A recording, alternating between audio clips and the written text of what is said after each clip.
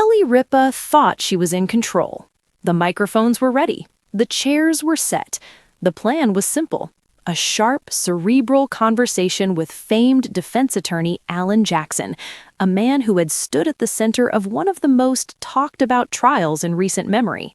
Kelly had done her homework. She always does. But on that quiet podcast set, far from the bright lights of live, control slipped through her fingers, because walking in beside Jackson was the one person Kelly never expected to see, Karen Reed.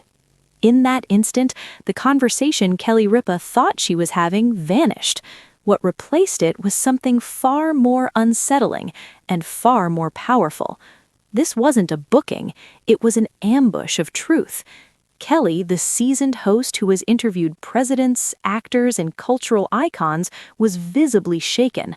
The case she thought she understood, the narrative she believed she'd followed so closely, suddenly cracked open. Later, she would call it the most fascinating conversation of her career, not because it was polished, but because it wasn't. What unfolded during the recording of Let's Talk Off Camera with Kelly Ripa wasn't just a legal breakdown, it was a collision between perception and reality. Jackson brought the law, the Constitution, the technical precision of a courtroom veteran, but Karen Reed brought something else entirely. She brought the human cost.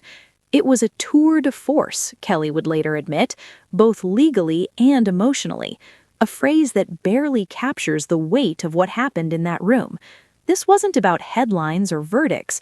It was about how easily the public can be misled and how deeply a life can be altered by it. For Kelly, the episode, dropping Wednesday, January 21st, 2026, became her personal Super Bowl. Not because of ratings, but because it forced her to confront something uncomfortable, that even the most informed viewer can still be wrong. And Kelly had been obsessed. She followed the case in real time, every podcast, every documentary, every moment of gavel-to-gavel coverage. Like millions of Americans, she thought she knew the story. She didn't. Promoting the episode later on Live with Kelly and Mark, Kelly didn't try to hide her awe or her humility. "I was mesmerized," she said, "not by spectacle, but by the system itself. Constitutional law, criminal justice, the machinery that decides who is believed and who is broken." Sitting across from Jackson and Reed, Kelly realized something quietly devastating. The story she had consumed so confidently had been incomplete, possibly even wrong.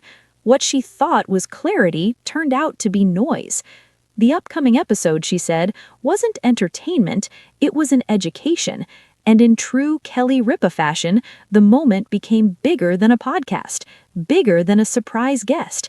It became a reminder of her unspoken policy, on her podcast, on her talk show, and in life itself.